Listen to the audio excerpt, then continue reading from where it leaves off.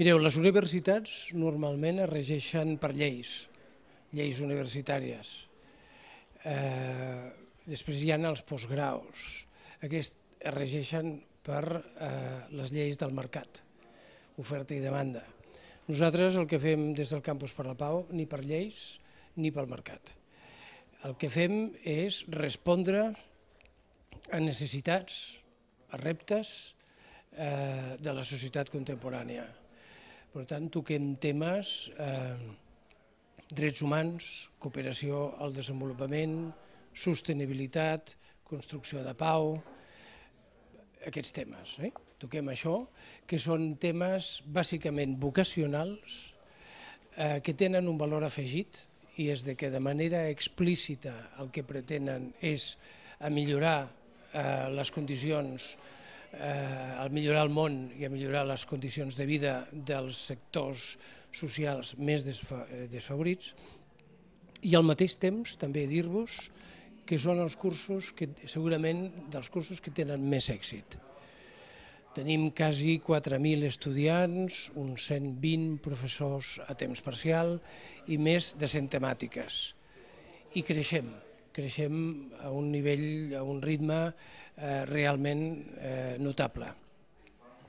N'hi ha des de cursos, per exemple, de prevenció de l'explotació sexual de menors, per exemple, a cursos com el de Gaia Education sobre sostenibilitat, disseny de comunitats sostenibles, o conflictologia, dret internacional humanitari, cooperació humanitària, etc.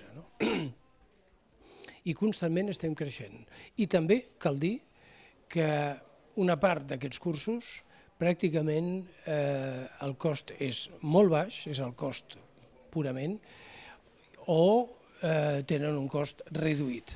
Per què? Perquè la nostra intenció, els diners sempre hi són i s'han de tenir en compte perquè els professors volen cobrar, etc. Però la nostra finalitat no és lucrativa en aquest àmbit. En la resta de la universitat sí, però en el nostre àmbit no. Per tant, hi ha cursos que surten molt barats. Tenim 2 o 3 eslògans, una voluntat de ser la universitat de les ONGs, de ser la universitat humanitària, i aquestes són una mica els principis i les idees que ens orienten. I com ja sabeu, a la UOC estem a tot arreu on hi ha un ordinador connectat a internet. Per tant, som una universitat francesa, som una universitat nord-americana, som una universitat xilena o som una universitat del Camerun. Tenim també, per exemple, cursos per solucionar problemes que tot just comencen ara a Haití o a Camerun. És a dir, el coneixement científic i tecnològic considerem que la universitat ho creu així, s'ha de posar al servei de millorar les condicions de vida i a millorar les condicions del planeta. O sigui, aquesta és la filosofia que ens guia i res més dir-vos que agrair-vos que hàgiu vingut i que escolteu el que ara us diran. Moltes gràcies. Quería sobre todo agradecer a la UOC esta oportunidad que tenemos de explicar un poco lo que hacemos y cuál es nuestro sello, más o menos bien, ¿verdad?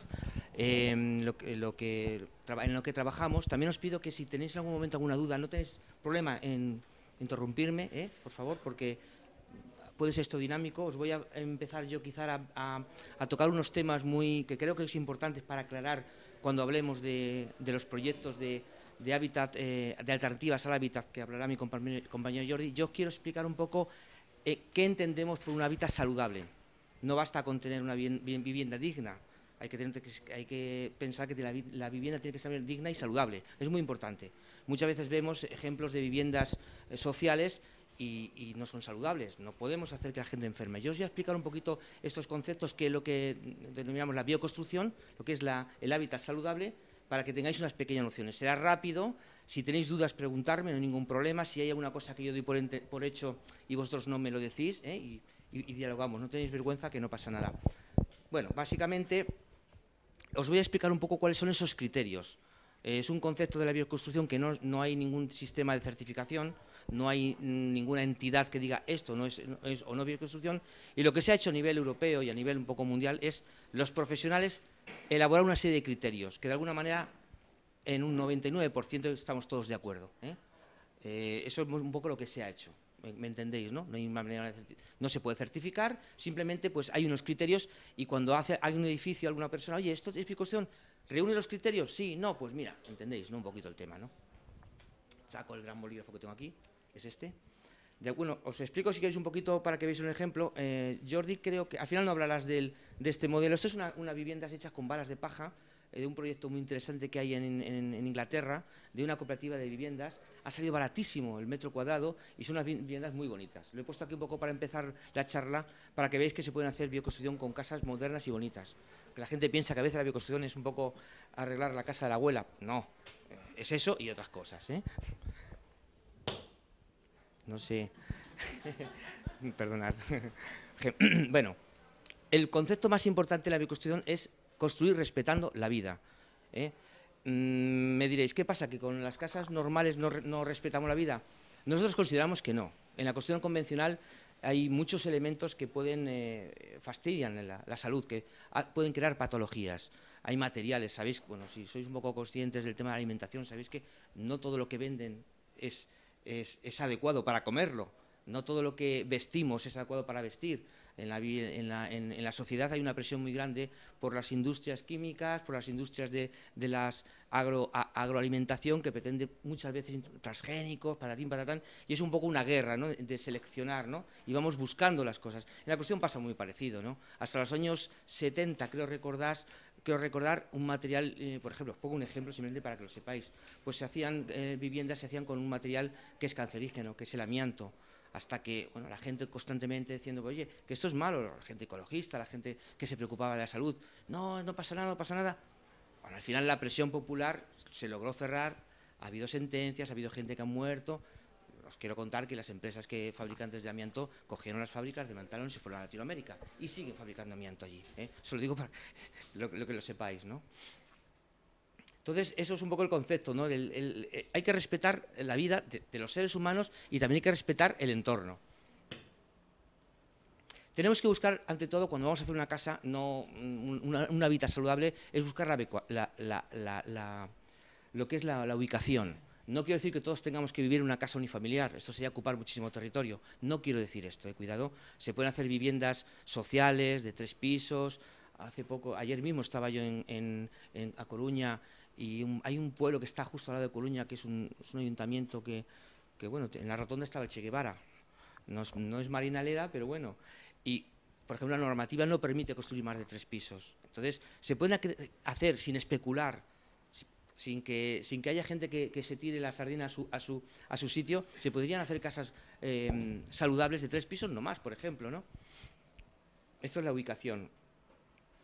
Bueno, antes os estaba explicando, bueno, la orientación significa que orientamos la vivienda para que entre el sol, para que sea saludable, etcétera. Un tema muy importante es, cuando vamos a hacer una vivienda, es el tema de los campos electromagnéticos, tanto artificiales como naturales. Es muy importante. Estamos sometidos a una gran cantidad de campos electromagnéticos. Aquí no hemos traído ningún aparato. Tú, Jordi, no has traído, ¿verdad? No, pero bueno, si sacáramos aquí un medidor de campos electromagnéticos, esto sería impresionante. El wifi, los teléfonos móviles, patatín, patatán. No está demostrado que sean inocuos. Los que están a favor dirán, tampoco está demostrado que sean... Bueno, y hay una cosa que se llama principio de precaución. Ante la duda, a ver qué pasa, ¿no? Sí, claro, por supuesto. Sí está demostrado que son malos a partir de un nivel. Sí, es verdad. A partir de un nivel todo malo, ¿vale? Lleva razón.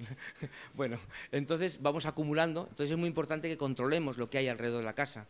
No es conveniente que en la casa haya cerca una instalación de alta tensión, cables de alta tensión, una antena de telefonía cerca. Todo esto hay que vigilarlo y controlarlo de alguna manera. Muy buena apreciación, Jordi. Nosotros en bioconstrucción realizamos, por un profesional, realizamos lo que se llama un estudio geobiológico. Miramos qué alteraciones puede haber en el lugar, en el espacio, mediante técnicas de radiestesia o técnicas con aparatos también, qué energías subterráneas puede haber que puedan influenciar en la salud. Por ejemplo, En zonas donde hay granito, pues el radón. En España no se tiene para nada en cuenta el radón, ¿no? Sobre todo en la zona norte de Madrid, Galicia, norte de Extremadura. Es un problema que no tengo datos y no lo recuerdo, pero produce muchísimas enfermedades y muchísimo cáncer, ¿no? En otros países como Estados Unidos es un tema que está muy, muy bien controlado, ¿no? Aquí veis, bueno, en la foto lo que estamos enseñando es un experto que lo que está midiendo es una alteración telúrica, la está controlando para ver qué hay, para luego ubicar la cama en un buen lugar. Es básico, o sea, no es cuestión de que si hay una alteración ya no... Anda, se me ha pasado esto. No es cuestión de que si hay una alteración telúrica tengamos que decir, uy, ya no nos sirve esto. No, simplemente lo que hacemos es no dormir ahí, que son 8 horas seguidas, acumuladas con un campo electromagnético que nos puede influenciar y alterar la salud, ¿no? Pero podemos pasear, podemos pasar andando, no pasa nada, ¿no? Luego es muy importante cuando elegimos un hábitat, son los materiales que vamos a usar. Muy importante. ¿Qué extracción? ¿Cómo se van a extraer estos materiales? Imaginaros un material ecológico venido de, yo qué sé, por ejemplo, hablemos del coco, ¿no? Venido del Pacífico, de una isla del Pacífico donde hay muchísimos cocos. ¿Eso es ecológico? Pues yo pienso que no es ecológico. Hay una huella ecológica muy grande, hay un transporte y por mucho ecológico y un material natural que sea, tiene una carga medioambiental muy fuerte. Por ejemplo, aquí os presento una foto, un material que tenemos cerca en muchísimos sitios, vosotros al norte, por la zona de Gerona, en la zona de Castellón, en Extremadura, en Portugal, el corcho, ¿no? En bioconstrucción se ha usado mucho el corcho como aislamiento. Aquí está simplemente un señor extrayendo corcho de la Sierra de Espadán para luego triturarlo y con eso hacer aislamientos, ¿no? También es importante que los materiales sean lo menos transformados. Yo, de verdad, me quedo bastante asombrado cuando oigo lo de nuevos materiales. No os podéis imaginar la cantidad de cosas que hay que hacer, de materiales que hay para hacer casas. ¿Para qué tenemos que inventar nuevos materiales? Si ya hay un montón de inventos. O sea, ya es... ¿Me entendéis? Entonces, vamos a intentar usar materiales poco transformados, ¿eh? O sea, que hayan sido poco manipulados. Y luego, muy importante, que estén cercanos, insisto. Vamos a usar cosas que vienen de países lejanos. Eso acarrea mucha huella ecológica. Es un transporte en un camión, es unas emisiones de CO2. Intentemos usar el material que tenemos cerca. Por ejemplo, pues estamos por aquí, pues hay un señor que hace cerámica por aquí cerca, vamos a usar su cerámica. Vamos a favorecer la economía local. Vamos a comprar cosas de fuera que vienen de países, pues no, pues es mucho, incrementamos la huella. Todavía no la estamos pagando esta huella, alerta, ¿eh? Todavía este impacto medioambiental no se paga, pero ya se está preparando desde la Unión Europea una etiqueta para evaluar esta mochila ecológica y ponerle precio. Y de aquí yo no creo que tarde mucho, 2, 3, 4 años, empezaremos a pagar este exceso de emisiones de CO2. Eso lo entendéis más o menos, ¿no? Si no alguien lo entiende, lo explico. Vale, sigamos. Los materiales. En bioconstrucción usamos materiales muy naturales, con muy poco tratamiento y muy poco manipulados. Aquí, por ejemplo, tenemos una imagen de aislamientos, cáñamo, celulosa, lana de oveja, corcho. Son todos materiales muy cercanos. Aquí en Cataluña hay una fábrica que fabrica aislamientos de lana de oveja, hacen también aislamientos con restos textiles de algodón. En Navarra tenemos otra fábrica muy importante de aislamiento de oveja. Las celulosas sí que vienen de fuera, las fibras de madera suelen venir de fuera de Alemania, ya tienen más huella ecológica. Nosotros hemos hecho en la revista que dirijo algunos estudios comparativos y veis que cuando comparamos los aislamientos nos damos cuenta que esta tiene una huella ecológica más fuerte. Entonces, a la hora de elegir, uno tiene que pensar en esto. Hay que ser responsables un poco. A veces compramos cosas de los chinos, pero ¿qué huella ecológica tiene? Es barato, pero la huella ecológica es bestial. ¿Me entendéis, no? Pasa. Bueno, y un concepto muy importante, que sean reciclables, Vamos a intentar usar materiales que sean fácilmente reciclables. No sé si alguna vez habéis estado en pueblos y habéis visto cómo las casas de hace 60, 70, 80 años se derrumbaban y todo lo que salía, no había nada malo. Todo era madera, tierra, piedra, cañas, no sé, por aquí, supongo que sí, porque en Cataluña también se usa bastante la caña en los... algo de yeso, ¿y qué malo tenía eso? Nada. Ahora derrumbas una casa y la cantidad de porquerías que hay ahí es que es impresionante. Pero bueno, esto nos hace pensar, ¿verdad? Un poquito, ¿no? Seguimos con los materiales, explicándonos un poquito. Por ejemplo, esto es un señor que está aplicando celulosa. Es un material que se está poniendo muy de moda en toda Europa. Bueno, lleva años en Europa y está entrando ahora aquí. dentro de poco incluso abre una fábrica por aquí también, y es simplemente periódico, son virutas de periódico, es un material reciclado. Con periódicos viejos se trituran, se hace una pasta y luego eso se insufla. Es un material que está compitiendo con el poliuretano, eso amarillo que ponen, que ya de verlo ya a mí me pone el cuerpo malo, lo digo en serio, tiene una pinta horrible. Y bueno, es totalmente natural, lleva un poco de sales de boras, que son unas sales que están pensadas para que simplemente pues, los animalitos, los bichitos, pues no lo encuentren comestible y se mineraliza un poquito, ¿no? Y muy importante, que sean biocompatibles que sean compatibles con la vida, porque cuidado, hay materiales naturales que no son biocompatibles. Me explico, ¿no? Que no afecten a nuestra salud y a nuestra forma de nuestra vida. Luego tenemos que buscar también, muy importante, la eficiencia energética. Estamos gastando muchísimo, cada vez los precios de la electricidad van subiendo, los costos eléctricos van subiendo y la energía va subiendo. Amortizar unas placas solares hoy en día no es tan complicado, han bajado muchísimo de precio. Me diréis, hombre, si es que en mi casa no puedo poner. Vale, es verdad. Pero bueno, quien pueda, yo aconsejo que enseguida se ponga sus colectores de agua caliente. Yo no sé a qué precio están al mimito, pero que esto lo amortizas en 4 años. En 4 años ya estás teniendo agua caliente que la puedes aprovechar tanto para la calefacción de tu casa como para el agua caliente sanitaria, para la cocina. Si siempre estás fregando los cacharros con agua caliente porque te sale gratis, usas menos detergente. Entonces, esto ya es indudable. Yo no os voy a decir aquí datos y números, pero creedme que se amortiza en 3 o 4 años, depende, ¿no? Es cierto que han quitado casi todas las subvenciones que había, pero también es cierto que han bajado muchísimo de precio las placas, ¿no? Tienen su huella ecológica, alerta. Todos esos son materiales, plástico, patatín, patatán, y tienen su huella ecológica. Pero con todo eso hay que hacer números, etcétera, etcétera. Luego, es muy importante cuando diseñamos una casa que aplicar un criterio que se llama ostras, que no me sale. La inercia térmica. Vamos a la inercia térmica. Que los edificios de alguna manera se calienten ellos solos y se enfríen ellos solos. Bioclimática, no me salía la palabra. Es que Jordi es profesor, es especialista en bioclimática.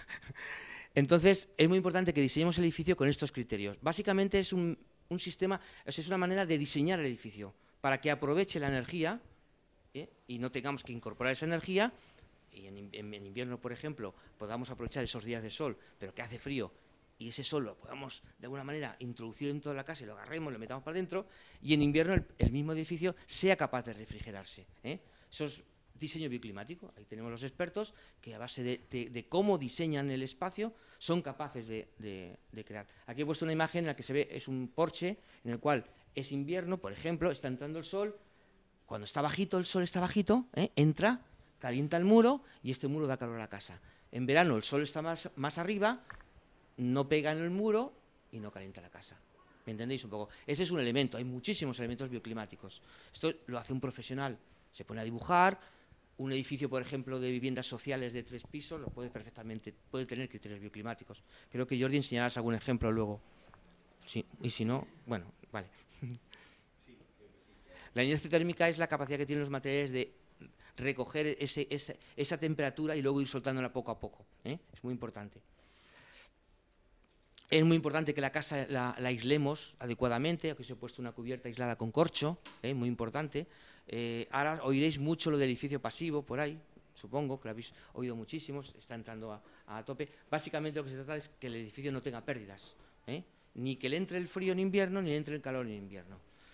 En verano. Entonces, lo que buscamos es buenos aislamientos de las casas. Antiguamente no se aislaban tanto, ahora los aislamos bien, tenemos buenas ventanas, tenemos buenos materiales y vamos a aislar. Y luego, pues, otro concepto de eficiencia energética es la integración de las energías renovables. Esto es aquí en Cataluña, es un edificio en donde las placas solares, esto está en un pueblo que no recuerdo cuál es, y es autosuficiente, está en medio de un pueblo y es totalmente autosuficiente. Toda la energía que genera a la casa. Y hay momentos que genera más energía de la que consume y eso va a la red. Y en unos añitos pueden llegar a amortizar perfectamente la instalación. Esto hay que tener para invertir, por supuesto. Aunque luego, si queréis, podemos hablar de lo que es el sistema este que ha desarrollado la Fundación Terra, de lo de la guerrilla solar, no sé si lo conocéis. Bueno, básicamente se trata de poner 2 o 3 placas solares de energía, un convertidor y enchufártelo en tu casa. Entonces es muy activista, ¿no? Entra la energía en tu casa y cuando enciendas una bombilla, eso claro de día, por supuesto, cuando enciendes algo, gastas la que estás fabricando tú, no la que te entra por la red. O sea, de alguna manera el contador te hace de barrera, ¿eh? Es un poco interesante, ¿no? También se puede calcular en unos 4 o 5 años en amortizarlo, y en 4 o 5 años estás ahorrando dinero, ¿eh? Y no hace falta ni baterías ni leche. De todas maneras, esto si vais a la página web de la Fundación Terra, os explica muy bien cómo hacerlo, ¿eh? Muy importante, cuando diseñamos un edificio, estos sí que son edificios pues muy sociales, ¿no?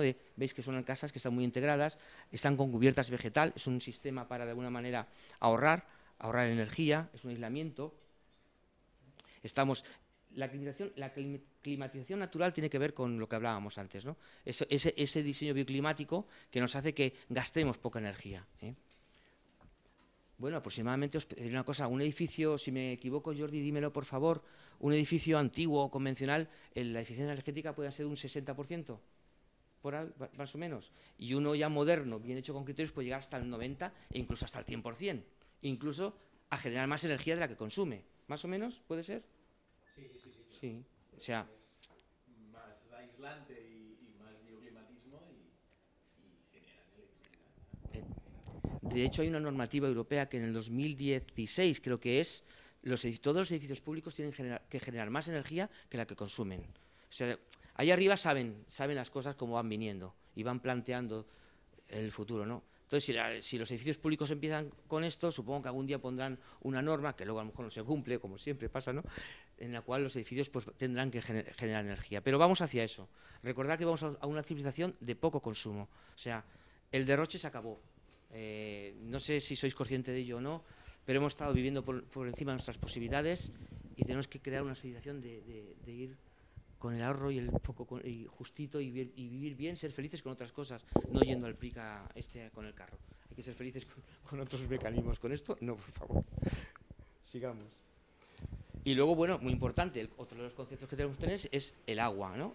No podemos seguir pensando en que es jauja. Daros cuenta, imaginaros si cada uno fuéramos conscientes de reciclar nuestra propia agua. No harían falta esos tinglaos que hay que la administración tiene que montar para depurar grandes tensiones. Tú depuras tu agua, si puedes. Esto en un proyecto de comunidad, de cooperativa, que se haga un edificio, se puede plantear en un lugarcito donde poder reciclar este agua, que luego se va a utilizar para los jardines, y no tiene que ir el agua a ningún lado lejano a que se depure, que le meten metales pesados y cosas raras, aluminio, para que floten las cosas. Bueno, es un poco desastre, ¿no?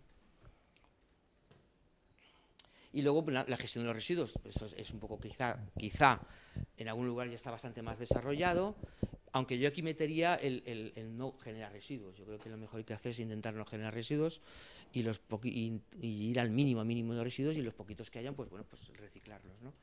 Yo voy a hablar de un tema opuesto diametralmente al de Tony, que es cuando ya hemos construido todo esto, ¿no? Digamos, cómo se va creciendo esto en la sociedad, ¿sí? Y todo esto que dice Tony, pues yo, con un común amigo con Eduard, construí una casa hace 14 años completamente autosuficiente aquí en Cataluña. Creo que nadie lo sabe todavía, pero sigue funcionando, ¿eh? Entonces vi que esto ya estaba resuelto, ¿vale? Y el siguiente tema era cómo se podía hacer esto colectivamente, ¿vale? Es decir, en un barrio, en una ciudad. Bueno, pues hasta el día de hoy no lo he conseguido, ¿vale? Porque las implicaciones son muchos y muy diferentes, ¿no? Por un lado, el sistema, ¿no? Esto que llamamos el sistema, ¿no? La gente, la sociedad, pues esto es así de crudo. El sistema no se sabe lo que es, pero existe y impide muchas cosas.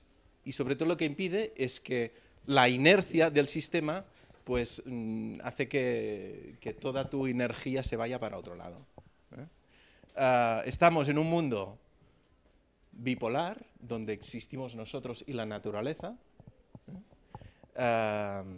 hasta ahora por lo menos ha sido así, o lo hemos ido construyendo así en nuestra mente, ¿no? Nos hemos ido separando de la naturaleza.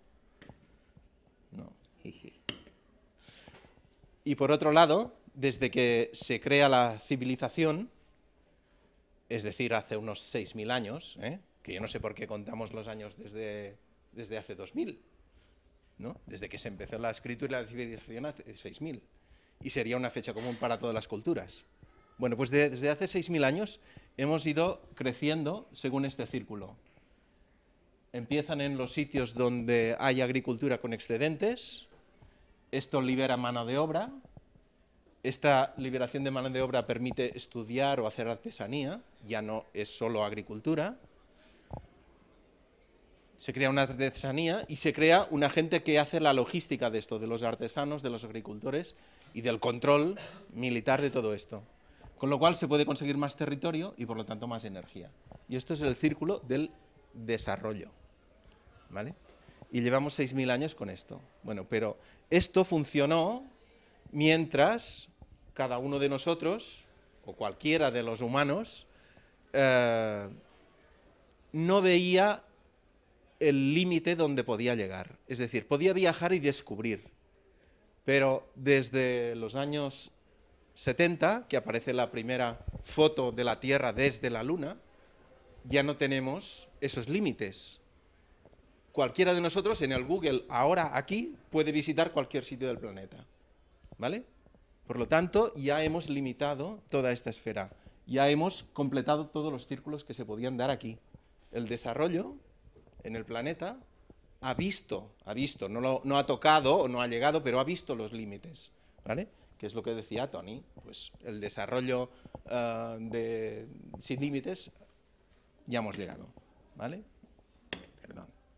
Bueno, esto era la introducción para lo siguiente. El primer barrio que yo conozco que se construye de forma ecológica, con materiales ecológicos, es un barrio que se llama Ecolonia y está en Holanda, se construyó en el año 90, y es todo un grupo de gente que dice, bueno, ya tenemos casas ecológicas, vamos a hacer un barrio, ¿no? Entonces, en colaboración con el ayuntamiento y diferentes equipos de arquitectos, diseñaron este barrio y lo fueron construyendo, digamos, privadamente, con pequeños grupos de personas o con unifamiliares, ¿sí?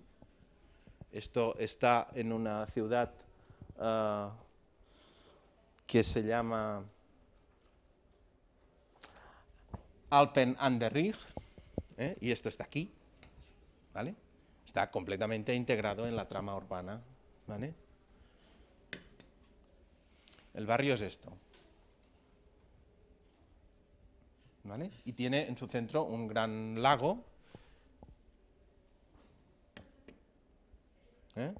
que es un lago pues, que sirve para, bueno, en Holanda hay lagos y agua por todas partes, ya os podéis imaginar, pero es un lago que sirve para la gestión del agua y la depuración de toda la gente que vive aquí, ¿sí? Y bueno, ya veis qué tipo de casitas se construyen, ya veis qué tipo de ambiente urbano, pues peatonal, con mucha vegetación, ¿no? Pero es que ya los holandeses ya viven en un entorno así, o sea, no es tan diferente del resto de Holanda, ¿sí? Han llegado aquí porque ya estaban muy cerca de esto. Vale, este es otro invento, esto es mucho más reciente, es del 2004, esto es en Inglaterra, y se llama el proyecto BETZ, y es esto de aquí. ¿Vale? Pero que también veis que está dentro de una trama urbana. Estos son casitas, algunas unifamiliares y muchas en hilera, ¿no? Es esto de aquí, ¿sí? Pero estos son edificios de varias plantas, de 4 plantas. Es esto de aquí. Dentro de barrios de casitas unifamiliares. ¿Vale? Son edificios que ellos llaman de balance cero. Es decir, no es que generen toda la energía que necesitan, pero generan más energía y luego hacen compraventa de otras energías, ¿entendéis? Es decir, por ejemplo, ellos generan todo el calor que necesitan, pero no generan suficiente electricidad ni suficiente combustible para los coches, ¿vale? Pero en cambio en la misma parcela hay un bosque, entonces han contabilizado el CO2 que absorbe ese bosque para hacer ese balance cero de la contabilidad energética de todo el paquete, ¿sí? Los coches, hay coches eléctricos, hay coches compartidos, ¿sí? Estos sistemas de aquí son sistemas de intercambio de calor. Bueno, en fin, veis el sistema bioclimático, ¿no? Con todas estas fachadas al sur. Y esto lo generó una promotora cooperativa. Es decir, no eran los vecinos que se unieron en una cooperativa, pero sí una empresa cooperativa que hizo de promotora y luego vendió los pisos, ¿entendéis? Es decir, hay un primer intento de no ser una empresa especulativa, ¿no? Sino de ser un poco más social en la gestión del proyecto, ¿sí? Bueno, esto es un poco la fachada principal, estos son las calles interiores, las fachadas norte, digamos, y veis que también pues, hay mucha vegetación, ¿no? Y este invento de la gestión del aire caliente, por ejemplo, esto ha traído mucha controversia con las últimas reformas de las normativas españolas, porque aquí este concepto no lo tenemos, es decir, como el clima ya nos es favorable en verano, pues abrimos las ventanas y pasa el aire, ¿no? Y en invierno pues cerramos y tenemos un poco de calefacción. Pero esto en los países nórdicos, en Alemania o en Inglaterra, es una normativa muy estricta. Los edificios son herméticos e intercambian el calor a través de unos aparatos, que son los intercambiadores térmicos, para que ventilen, pero no salga el calor, ¿sí? Bueno, esto es todo el sistema pues, de aguas, energía, en fin, ¿no? Y todo este tinglado en los techos, ¿no? Que son pues, las superficies que interactúan con el medio. Este es otro proyecto y es el proyecto que ha mencionado Tony. Esto también está en Holanda, y este se está construyendo ahora. Empezó hace unos años, pero estamos en ello. Y este sí es directamente una cooperativa de usuarios, de gente que se ha reunido para construir sus propias viviendas, ¿vale? Esto tampoco es un invento nuevo en los países nórdicos, en Holanda, en Dinamarca, en Alemania, en Italia, en Suecia, todos estos sitios, las cooperativas de viviendas que los vecinos deciden construir su casa de forma grupal son normales. No diré lo más habitual, pero son normales. Aquí en este país yo solo conozco una, y la de sudor que les ha costado, ¿vale? Pero en estos países existen y existen desde hace mucho tiempo, existen desde los años 20. Existen desde hace mucho tiempo porque ya pasaron por crisis muy graves en los años 20. Y las guerras pues, se originaron por grandes crisis económicas en Centro Europa. Entonces, todos estos edificios, cada paquete, digamos, es una cooperativa de usuarios, ¿vale? Este sistema de las cooperativas de gente que organiza un paquete vecinal, por ejemplo, en Suecia son el 50% del parque de viviendas sociales, ¿vale? Y en Canadá, el Ministerio de la Vivienda de Canadá ha delegado a la Federación de Cooperativas de Viviendas la vivienda social, aportando solamente los terrenos, con una serie de normativa de dónde y cómo pueden actuar, pero directamente lo ha delegado a la sociedad civil. Aquí en España no tenemos nada de esto, Bueno, son los Valdepiélagos, que son 20 vecinos, ¿no? Pero bueno. Bueno, esto es lo que ha hecho esta gente, y aquí hay ejemplo de todo, ¿vale? Esto es Lexmer, ¿sí? Si lo buscáis, digamos, el concepto del barrio, de cooperativa, de trabajo, de todo esto, se llama EVA, ¿no? que es un acrónimo de no sé qué en holandés, EVA, EVA Langsmer. Quiero decir que es una empresa que está haciendo más cosas, esto de Eva Langsmer. Bueno, esto es un poco para que veáis pues qué tipo de cosas están, digamos, autodiseñando los usuarios de esto, ¿no?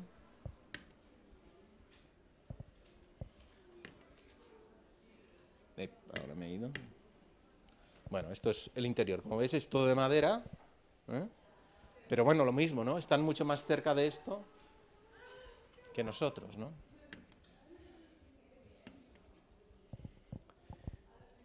Entonces, todo este tema de las cooperativas de viviendas, por ejemplo, yo lo conocí en Brasil, ¿sí? Y aquí es donde me chocan, ¿no?, los conceptos de dónde está España, dónde está nuestro país, ¿no? Pues efectivamente, estamos a muchos kilómetros de Alemania, pero también estamos a muchos kilómetros o a pocos kilómetros de Marruecos, ¿no? Resulta que en Brasil también existan estas cooperativas, ¿sí? En tamaño más reducido, pero cuando les pregunté, bueno, ¿y cómo habéis llegado a esto? ¿Cómo estáis desarrollando esto? Pues es muy sencillo. Los emigrantes de los años 30 y 40 que vinieron de Centro Europa se trajeron toda la normativa y continuaron construyendo estas cooperativas, ¿vale? El tema de este cooperativismo es que tiene que ir vinculado a una financiación económica de todo esto, ¿vale? La mayoría de estos países permiten que haya una caja de ahorros o una cooperativa financiera vinculada a la vivienda, ¿vale?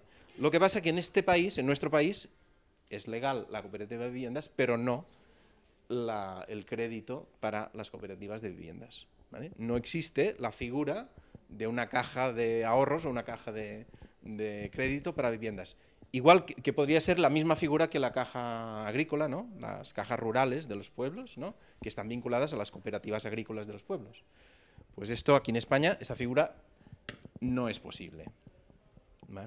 En Cataluña tenemos, digamos, el espacio cooperativo tiene empresas de gestión económica que gestionan crédito entre cooperativas, que no son bancos, porque tú no puedes acceder como privado, pero existen varias, cooperativas de crédito cooperativo, ¿vale?, que se dejan, digamos, préstamos y ahorros entre cooperativas, ¿vale? Entonces esto es posible, pero claro, hay que organizarse como cooperativa de viviendas para acceder a esto, ¿sí?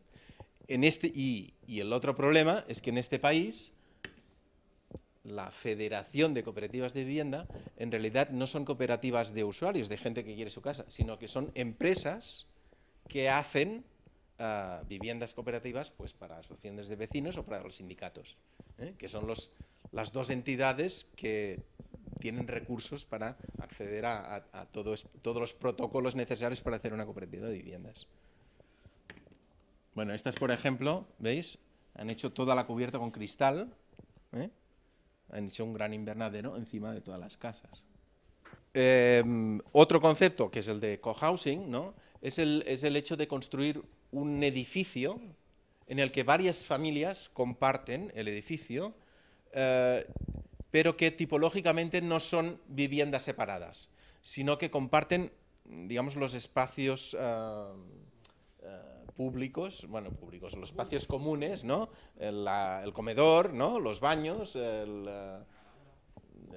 los servicios, ¿no?, las lavadoras, los garajes, los coches, ¿no?, mientras cada familia tienes un rinconcito, ¿no?, tiene sus habitaciones, su baño, ¿no?, pero pues la biblioteca o el no sé qué, pues es del grupo, ¿no?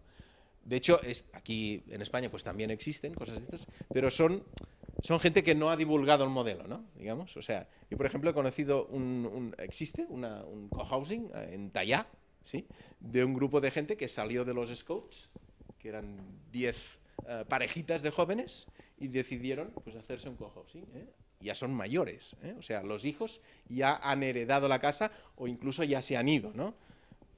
Pero lo curioso del sitio este es que efectivamente hay un comedor, hay una biblioteca y un taller de artesanal, digamos, impresionante, ¿no? Porque claro, unen todos esos recursos, ¿no?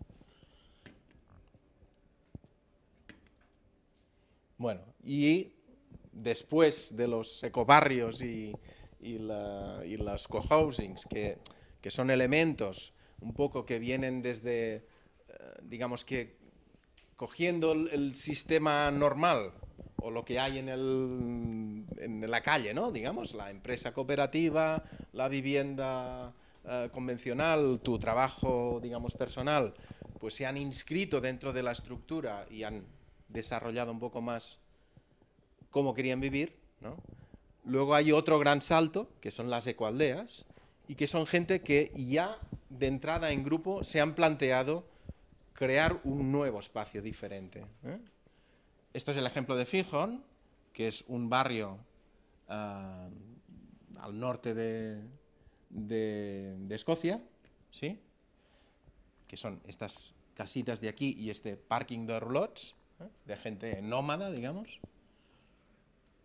que empezó también hace muchísimos años, pues haciendo su arquitectura a su manera, biológica, claro, y que en este momento pues es un referente cultural para todo el mundo, ¿eh? O sea, tienen decenas de patentes tecnológicas, tienen cursos con los cuales pues colabora con la UOC, ¿no? Y tiene una lista continua de gente que quiere ir al pueblo a ver qué pasa allí y cómo se vive allí, ¿eh? Y son, digamos, y todas las diferentes ecoaldeas del mundo, digamos, son grandes ejemplos de una vida alternativa, ¿no? De cómo plantearse en grupo hacer las cosas diferentes.